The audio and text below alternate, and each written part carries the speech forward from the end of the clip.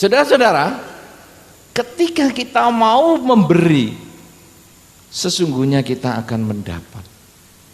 Di dunia ini tanam dulu baru panen. Tidak ada panen dulu baru tanam. Apa yang Anda ingin dapatkan, Anda harus lakukan kepada orang lain. Itu adalah kerelaan. Ada satu saat saudara, umat Buddha suka sembahyang. Saya pernah ketemu seorang umat Buddha yang rajin sekali sembahyang. Bukan hari kebaktian pun ke wihara. Luar biasa itu. Kalau ke wihara, dupanya lebih gede dari mic yang saya pegang ini. Sampai kalau dia pulang, saya katakan cepet dupanya dibawa keluar. Kenapa? Asapnya di ruangan itu loh. Ya, nah, sudah sembahyang. Tiap hari sembahyang. Apa yang diomong nggak tahu karena isinya dia ngerdumel. Saya pikir ini kumur-kumur apa kriuk. Loh, mangan kerupuk neng jero. Ada masalah. Nah, saudara-saudara, satu ketika saudara, ada seorang nenek yang datang ke Dhammasala itu juga. Kemudian nenek ini begitu masuk karena sudah agak belakangan, dia masih keluar kriuk itu, watuk si nenek. Jadi masuk, wah watuk. Terus si nenek ngomong, dupanya bisa dikecilin. Dipikir AC apa radio ya dikecilin dupa. Langsung nip dupanya bisa dikecilin nggak? Nip serot. Apa? Dupa bisa dikecilin enggak? Dikecilin apanya? Kalau kuat ke sini, tidak kuat keluar. Loh, cek galak men. Tahu nggak nih saya sembahyang, baru sembahyang begini. Langsung si nenek mengatakan, kamu sembahyang dupa begitu, kamu lakukan bagaimana? Tiap hari kamu sembahyang terus dengan serius. Kamu mengasapi Sang Buddha tiap hari. Tidak pernah protes. Kamu loh sebentar disenggol saja sudah marah-marah. Bagaimana kamu jadi murid Sang Buddha? Mestinya kamu kalau sudah jadi murid Sang Buddha banyak sembahyang, kamu kan sabar. Sekarang baru disenggol, dupanya dikecilin, marah-marah. Baru dikatakan gitu, Sang Buddha tiap hari kamu kasih dupa segitu banyak yuk. Apa enggak napasnya sakit semua itu. Saudara, apa maksudnya ini? Bahwa kadang kita tidak melakukan satu perbuatan itu dengan kerelaan. Kita mau dupa yang besar ini kenapa? Karena kita ada maunya. Supaya kalau saya pakai dupa besar hasilnya besar, bukan. Tetapi ketika saya tanam padi, tumbuh padi. Ketika saya ingin mengharapkan sesuatu, saya melakukan satu kebajikan itu dengan tulus. Yang disebut di dalam Dharma adalah kerelaan. Saya rela melakukan ini, bukan karena saya minta bayaran. Ketika Anda tadi ditanya, mau berbuat baik? Mau. Ikhlas, rela? Jawabnya kurang, mantep. Mungkin suruh noto kursi ini aja minta gajian. Ayo umat Buddha, ayo masang kursi, bantu-bantu untuk seminar. Bayar berapa dulu? Kalau tidak bayar, mana aku mau. Gitu mau sukses. Sudah lulus SMP, lulus perguruan tinggi, cara yang seperti itu tidak buka rezeki. Tapi ketika, oh ini untuk dharma, kalau begitu ya ayo aku atur, aku toto. Loh lah ya manusia kan ya butuh tenaga, butuh makan, butuh minum, tuku dewe. Kenapa? Karena ini untuk dharma. Saya akan nyumbang juga untuk dharma. Aku bisa punya tenaga, aku kasih tenaga. Aku punya uang, aku belikan barang. Ini adalah kebajikan. Ketika Anda berbuat baik seperti itu, buka rezeki. Sehingga satu ketika orang yang, wah ini kok aktif ya, tiap kali ada acara kok aktif ya, kok dia mau bantu ya, kok mau bantu ya, akhirnya mungkin dia akan diambil oleh satu umat, kamu kerja ikut aku aja. Nah ini kan buka rezeki, SDTT, tapi dapat gawean. Kenapa? Karena ada kerelaan untuk berbuat kebajikan. Oleh karena itu saudara-saudara, bagi Anda yang belum sukses di bidang apapun juga, bidang karir, bidang rumah tangga, bidang pekerjaan, bidang apa saja, coba Anda mulai mengembangkan kerelaan. Loh apa hubungannya dengan jodoh? Jelas. Mana ada Anda ketika ngajak pacar kemudian mengatakan, ayo kita pergi ke restoran pinggir jalan. Tadi kan Pak Andri Wongso nggak pernah diajak ke pinggir jalan. Nah ini ngajak, ayo kita ajak ke pinggir jalan. Tapi kamu bayari aku ya. Wis hitung-hitungan begini mana mau orang mau jadi pacar Anda. Tapi ketika ayo bonceng aku atau ayo ikut aku makan restoran pinggir jalan, aku yang bayar. Oh, seneng langsung. Besok kita makan di hotel berbintang, kamu bagian bayar. Loh. Wah, ini mahal banget ini. Nah, tapi bukan begitu. Besok restoran berbintang aku juga yang bayar. Air putih saja.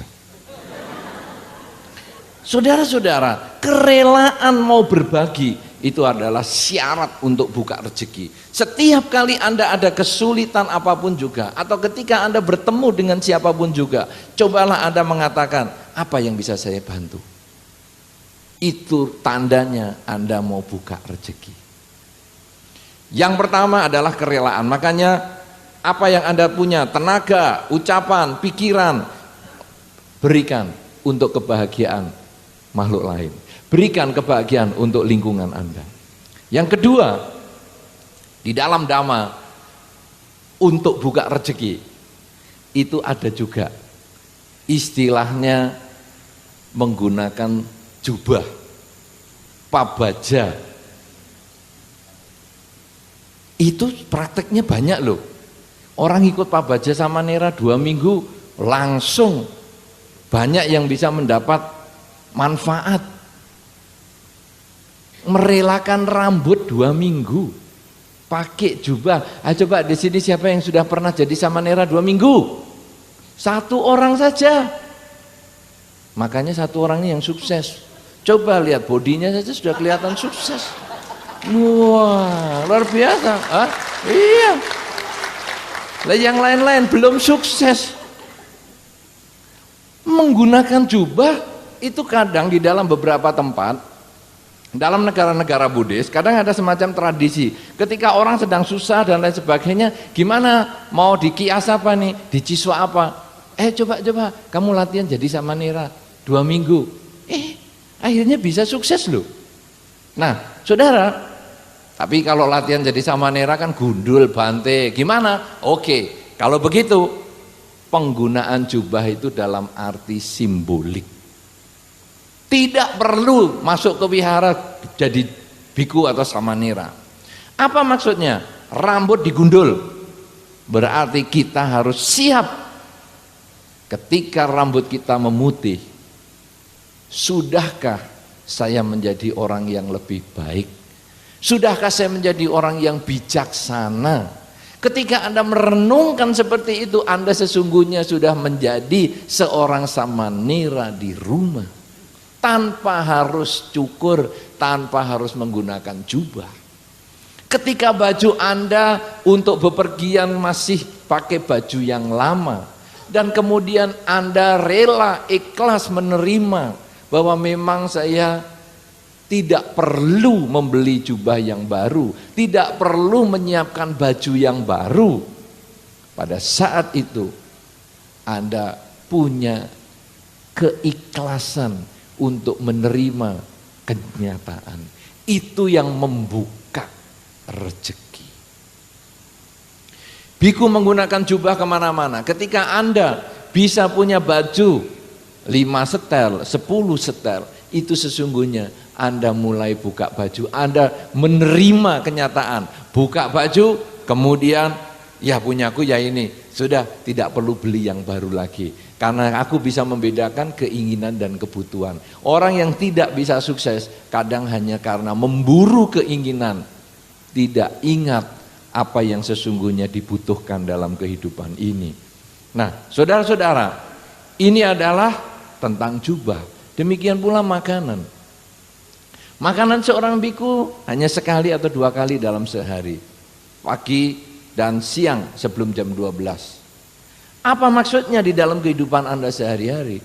Ketika Anda bisa menerima makanan Anda yang asin terlalu asin, atau yang manis terlalu manis, atau yang sedikit terlalu sedikit, atau enak tidak enak, dan Anda bisa terima itu sebagaimana adanya. Seperti seorang biku ketika menerima dana makan, dia merenungkan kebajikan orang yang sudah berdana makan, dan dia makan dengan tenang, direnungkan bahwa makanan ini hanya untuk hidup, bukan untuk bersenang-senang.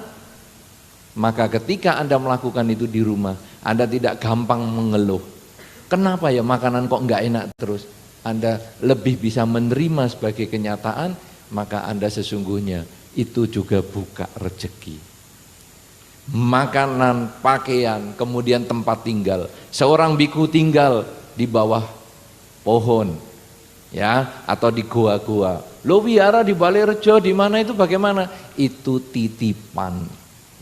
Wihara di Balairejo, wihara sama Ki Jaya bukan milik pribadi saya. Ya, nama-nama wihara yang pakai sertifikat saya bukan punya saya. Itu hanya dipinjam. Ya, saya sesungguhnya sudah menulis di notaris kuasa balik dan hak waris. Kuasa balik artinya selama saya hidup saya sudah membalikkan kuasa saya tidak bisa menjual, mengubah fungsi wihara sebagai misalnya diskotik, hotel, saya sudah tidak bisa dijual dan lain sebagainya. Ya, itu sudah dibuat di notaris itu. Kemudian saya juga sekaligus membuat hak waris. Jadi kalau saya meninggal atau kebetulan mungkin lepas jubah, itu juga tidak bisa dituntut atau diminta oleh keluarga saya atau milik saya. Tapi semua itu kembali ke sangga. Jadi itu saya juga bukan pemilik wihara. Saya hanya menjaga, diperkenankan umat menjaga wihara sak matinya saya. Hanya itu aja. Nah, kalau Anda kemudian bisa merelakan rumah Anda merelakan tempat Anda, dan ketika Anda satu ketika, oh ya rumahku ini mau dipakai anakku, rumahku ini mau dipakai cucuku, ya satu ketika mungkin aku akan lahir kembali, ya sudahlah rumah ini untuk keluargaku. Ketika Anda bisa merelakan seperti itu, Anda sebetulnya buka rezeki. Kerelaan ini luar biasa sekali. Tanpa harus menjadi biku, tanpa harus mencukur rambut, Anda bisa merelakan apa saja yang Anda miliki. Kalau Anda sudah bisa kerelaan, Anda bisa pabaja, maka yang ketiga saudara yang disebutkan dalam Anguttara Nikaya tersebut, supaya kita bisa buka rezeki mencapai kesempatan yang baik adalah merawat orang tua. Merawat orang tua itu luar biasa sekali. Ya, kalau tadi Pak Andri Wongso sudah ceritakan dengan baik sekali orang tua beliau yang dari ketika Pak Andri Wongso masih kecil menumbuk tepung, ya, sampai malam menumbuk telo, mulai dari malam. Kemudian sekarang kalau memang orang tua masih ada, tentu beliau akan ingat baik-baik jasanya dan beliau akan dukung dengan baik. Itu yang membuka rezeki. Sekarang kita balik pada diri kita, saudara. Semua dari kita pasti pernah punya orang tua. Walaupun ada di antara kita yang belum pernah punya anak. Berarti semua di antara kita, kalau ada orang tua, apakah sikap yang sudah kita lakukan terhadap orang tua? Sudahkah Anda membantu orang tua? Sudahkah Anda merawat orang tua? Sudahkah Anda membahagiakan orang tua? Kalau Anda tidak bisa membantu orang tua, minimal jangan menyusahkan orang tua. Sudahkah kita melakukan? Dalam banyak kesempatan ketika ada orang sulit rezekinya, sulit dapat jodoh, sulit dapat pekerjaan, sulit dapat rumah, sering-sering ada saran mengatakan, coba kamu minta maaf kepada orang tua. Coba kamu bernamaskara, bersujud kepada orang tua. Kemudian orang tua ketika mendapat sujud dari anak, orang tua mengucapkan kata-kata yang positif. Ya, misalnya mengatakan, ya nak, semoga kamu lancar sukses usahamu, semoga kamu enteng jodoh, semoga kamu berbahagia dan seterusnya. Kata-kata orang tua yang demikian ketika anak bersujud itu sangat manjur dan itu juga buka rezeki. Oleh karena itu saudara, siapa di antara Anda yang orang tuanya sudah tidak ada lagi, ayah dan ibunya? 1, 2, 3, tidak terlalu banyak. Tidak terlalu banyak, hanya sekitar 25%. Bagi yang Anda yang orang tua, ayah dan ibu sudah tidak ada, Anda bisa di rumah mengucapkan pelimpahan jasa. Jadi Anda berbuat baik atas nama orang tua Anda, itu juga buka rezeki. Bagi Anda yang masih punya orang tua, kesempatan yang baik untuk membahagiakan mereka. Karena secara hukum alam, orang tua biasanya jalan lebih duluan karena dia sudah terlahir lebih awal. Kita mumpung masih punya kesempatan membantu orang tua, membahagiakan orang tua, mulailah sekarang, malam ini, selesai acara ini, langsung diberikan kebahagiaan kepada orang tua. Tunjukkan tindakan Anda yang membahagiakan orang tua, ucapan Anda yang menyenangkan orang tua, pola pikir positif yang membahagiakan orang tua. Karena dengan orang tua bahagia, Anda juga buka rezeki. 3 hal ini minimal saudara, banyak sekali sebetulnya untuk buka rezeki, tapi malam hari ini cukup 3 dulu, yaitu kerelaan. Apa saja yang Anda inginkan untuk dapat, lakukan kepada orang lain. Berikan kebajikan Anda dengan badan, ucapan, dan pikiran agar memberikan kebahagiaan kepada lingkungan Anda. Yang kedua adalah Pak Baja. Pak Baja, kalau Anda punya kesempatan untuk menjadi samanera 2 minggu, bagus. Menjadi samanera 2 tahun, lebih bagus. Anda bisa jadi biku setahun 2 tahun, bagus. Bisa jadi biku puluhan tahun, ya tentu bagus juga. Tapi kalau tidak bisa, jadilah Pak Baja di rumah, yaitu melihat Pak Baja sebagai simbol pelepasan. Pelepasan tidak melekat dengan rambut Anda, tidak melekat dengan pakaian Anda, tidak melekat dengan gaya hidup tertentu, tidak melekat dengan pola makan tertentu, sehingga hasilnya Anda menjadi orang yang mudah menerima, atau dalam bahasa Pak Andri tadi, menjadi orang yang lebih bersyukur terhadap apa yang kita terima dalam kehidupan sehari-hari. Dan yang ketiga adalah menghormat orang tua, merawat orang tua, karena dengan 3 hal ini itu akan membuka rezeki kita, membuat kita punya kesempatan untuk sukses ketika modal Anda sudah cukup, modal pendidikan Anda cukup, modal wirya atau semangat Anda cukup. Kesempatan diciptakan dengan kebajikan 3 hal ini.